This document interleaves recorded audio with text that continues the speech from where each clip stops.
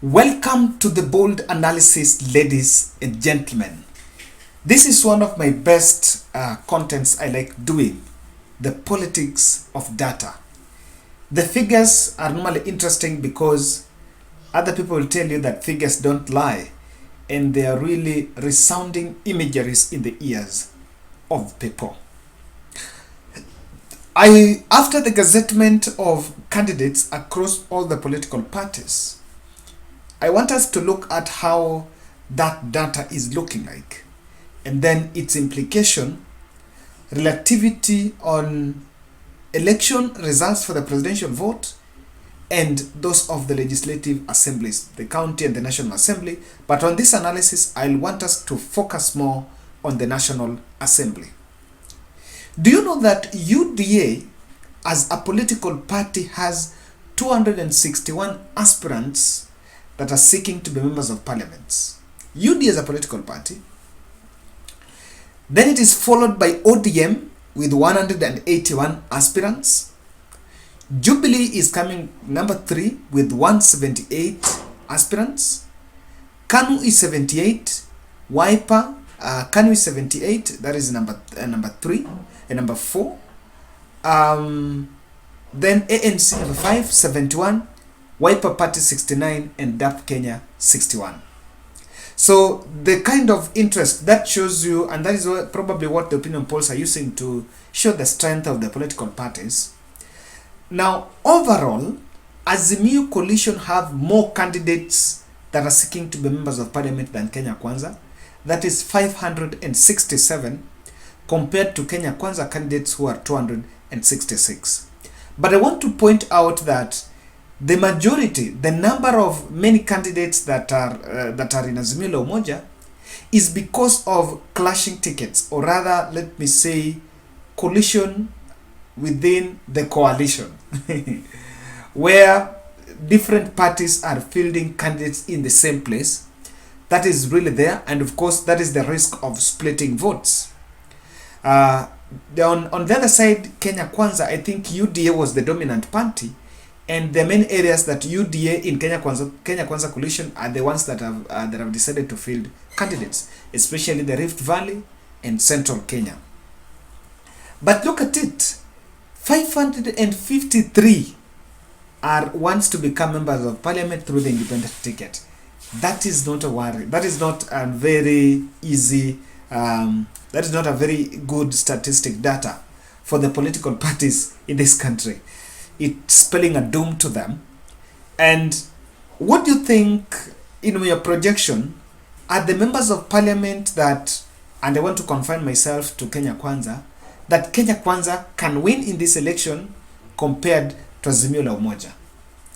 Because it seems it is between now and August 9th that the focus will be in the presidential vote. But the next day, when all the results from the constituencies are out, the next phase will be the strength in the National Assembly and that in the County Assembly. So in terms of this, what is your take? Because I took this data very critical, because lately there have been a contention of the 6-piece voting pattern. While many have looked at it as something that is limiting democracy, and also limiting the consciousness of the Kenyan voter to vote the good leader at the expense of party or coalition loyalty. That there have been a very delicate balance on it. And I have today, I listened to Raila. I attended Raila Odinga's rally today, the 16th of July. I attended Raila Odinga's rally in Kifaru Primary School in Umoja. It's not far from where I was, from where I stay. So when I went there, you could see that the Azimio lineup in Nairobi that was endorsed by Raila Odinga there, it was purely Azimio. And of course, he did not pitch for ODM, Jubilee or something, but he just said vote for Azimio. One of minor commander might have dropped from the Senate race, and maybe he is not still in that race. That's my understanding, because I think he was part of Team Nairobi, but he was not seen there. The issue about the party strength is very critical, and I just want us to make a reflection to the handshake concept. The handshake concept in 2018, after the 2017 general election, was based on the fact that President Uhuru Kenyatta was isolated by members of parliament that had moved on and then were siding with deputy president. And remember the impeachment scare. The impeachment scare, I think, is also one thing that necessitated Raila Odinga to work with President Uhuru Kenyatta as a hip. Because I think without that, things would not have been easy. And while many people have looked at it as a convenience, I insist in this channel that Raila and President Uhuru's chemistry is that of father and son. I agree with people who say that Raila came because here was a son that was deserted and son that was in need. Perhaps that narrative, for once, it's a political narrative, but if you look at the way things were moving on, there was a problem deep in the National Assembly. So many people have questioned, and I don't want to pitch for 6Ps, or I don't want to say that you need to stick to the party loyalty. But in this analysis, I feel there is a lot of information that maybe people are not seeing. And when a politician says, whether William Ruto or Raila Odinga says, that don't take me to State House without the soldiers.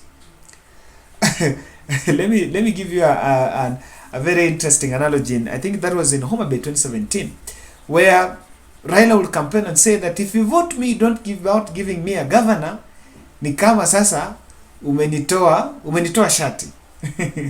If you give me the president without giving me the senator, ni kama umenitoa longi. Now, if you give me the Senate, the presidency, without giving me the MCA, ni kama umenyang'anya baba kiatu. And of course, it was a pitch on party loyalty. The pitch on party loyalty has been very contentious. And remember, this is what at the height of Raila Odinga even postponing the Nyanza tour. And in some areas, he's been forced to dance to the tune of making sure that he only asks for his presidential vote, but down here doesn't then try to meddle in. Now, people have always asked, which one is easy between the psychology of the voter? Go and Google the psychology of the voter. I think it's a theory somewhere. The psychology of the voter is most probably quite a percentage will always try to vote within a line. Where anaona Raila, ODM, maybe Azimio, that. But on the side of Azimio la Umoja, it's only Raila Odinga and Martha Karua that are on the Azimio ticket. All those candidates are in their respective parties. So that psychology of voter, perhaps it can help William Ruto, because on the other side, William Ruto is on a UDA ticket. There is no Kenya Kwanza ticket. He's on a UDA ticket, so most likely he can benefit from UDA MP, UDA MCA, that. But Raila Odinga, it will be an Azimio, Raila. But then down here, you have to look for an ODM or Jubilee and so. And so that's how it is. I want us to look at this critically. What happens in the National Assembly where the politicians or where the two front runners are very scared about what happens when you win the presidency without getting the strength in the National Assembly? Many have been said, and the impeachment, all those reasons have been said. But I think in my research, I'll try to give you another perspective that I understand many maybe have not got to understand that part. Ladies and gentlemen, kindly subscribe, click the notification bell, and like our video, and also share this video. I also want to I go through the comment section and I take criticism very positive. People who share ideas, people who share information, people who correct. And in the light of that, I want to correct something. In 2015, there is analysis I did here about Eugene Wamalwa.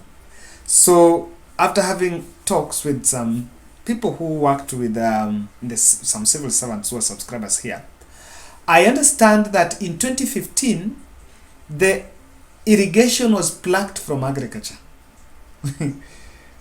It was separated from agriculture, and that's why Ruto did not want that to happen by that time, and that is why there was a bit of that contestation.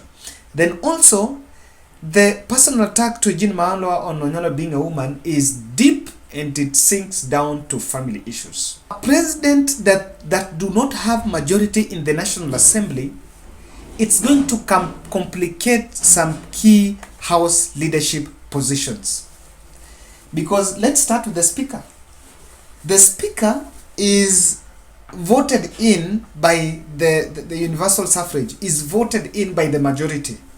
Even though, so what normally happens is, yes, someone from minority can be the Speaker, but the reason why the majority takes it, the majority of members of parliament there is, the party with mostly many members of parliament, for example, Jubilee in 2013 and 2017, had a majority in the National Assembly. And so it was very easy for them to put in their person, Justin Muturi, who in 2013 was vying for that position against Speaker Marende.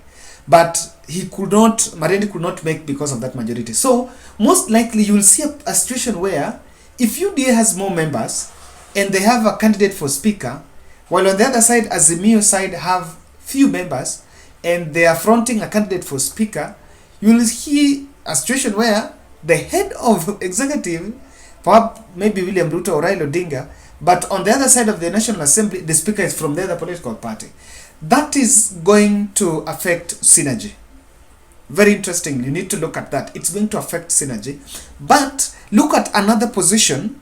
That is the position of majority leader and minority leader and leader of minority in the National Assembly. But then need to make a point of correction. Minority leader in the current National Assembly is John Mbadi, and the leader of majority on the other side is Amos Kimunya. So I had confused you on my analysis. Junet Mohammed, I think, is chief whip. So minority chief whip. Now what the law says is this: the majority leader, and I want to quote because this is in the Constitution, Act number 108 of the Constitution provides that the leader of the majority shall be the person who is the leader in the National Assembly of the largest political party or the coalition parties. Now this is the catch. The largest political party must not necessarily be the ruling party. So for example, if Raila Odinga wins presidency but UDA becomes the majority party, I want to understand that majority leader might come from UDA. Now look at the way that's going to be very inconveniencing, and I'll tell you why this is a challenge, because it is going to take me the same to minority leader. The minority leader of now what will happen is maybe you'll find out that majority leader is from UDA and minority leader is from ODM, while the government is on the Azimio side, or vice versa, where Raila has majority but Raila has the majority in the National Assembly, but Ruto is the president on the other side. So this is very inconveniencing, and I want to tell you this is very key because of my point number 2. Or I want to pitch on number 2. Sabotage of the budget making process.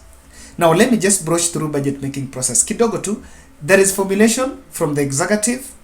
After formulation, the budget formulation of the policy estimates and everything that is going to start, it starts from the executive. Then it will go to the National Assembly for approval. So it is that approval and your whatever CS anapeleka pale is budget estimates and the revenue collection, their target and all that. Then from that approval is where MPs are going to make some corrections here and there. From approval, there is implementation. Implementations now by the executive, the ministries and statutory bodies and parastatals, all that. Then there is evaluation or rather accountability, where the auditor general comes in. So pesa upotea huko kwa implementation, because huko ndio kuna payment na kuna expenditure. You pay and spend. So that's where money normally gets lost. That's where the tendering comes in. Now let me tell you why this is why someone needs to have a majority in the National Assembly. Now, at that level of approval in the National Assembly, when the budget is presented there is a committee known as Finance and Appropriation Committee. The Finance and Appropriation Committee is the committee that then crafts the finance bill. That committee will receive recommendations from other committees in the National Assembly. these committees sasa kutoka kwa ile ya transport walikuwa washaongea na maybe the ministry and Kenya, or maybe NTSA and all that. There is that one of health, that the ministry of health and all that. Now this is what happens, when the leader of when the government of the day do not have majority in the National Assembly, then their membership in those committees are going to be a little bit skewed. That is number one. So they might not get an opportunity to drive the agenda of government of the day. The person that drives the agenda of the day in the National Assembly is the leader of majority. Huyo ndio anapeleka bill. That is what Raila used to do in the Grand Coalition government when he was a prime minister. Actually, the position of majority leader was a prime minister in that Grand Coalition. I think they got the concept from there. So you can see that if a government will not have majority leader, or rather this leadership stayed with them, then we'll realize that whatever suggestions that they have in the budget that is aligned to their manifesto might not see the light of the day. They might be frustrated. And it is most likely possible at this stage. It also ties with sabotage of the government agenda still at these committees. Now, these committees was inafanya special investigations, approving appointments, formulation of foreign policies, and they can even frustrate. For example, the president has appointed someone to be ambassador somewhere. You know, these ambassadorial positions are normally approved by some committees, special committees in the National Assembly. So there could be a lot of frustration and friction if the government of the day do not have. So I can honestly tell you categorically that this is an issue and it can affect the operations at that level. Lastly, I see legitimacy, pitch on illegitimacy of the win. If president wins, and I know someone will say President Uhuru Kenyatta got majority and the election was disputed, but in perceptionally, someone is easily going to win a public perception that the vote was manipulated. For example, Raila wins and Ruto has majority. In the public court, Ruto can win a conversation that my vote was stolen, because there is no way I have my members of parliament, but they don't have. However, you can see the complication at Azimio. Azimio have a lot of clashing tickets where Jubilee, Wiper, ODM are clashing at the head of the ticket. Ladies and gentlemen, that's my broad look into why there is a rush for the members of parliament. And I think Raila Odinga, in my understanding, needs at least 170 Azimio if Raila is supposed to win, the same on William Ruto's side.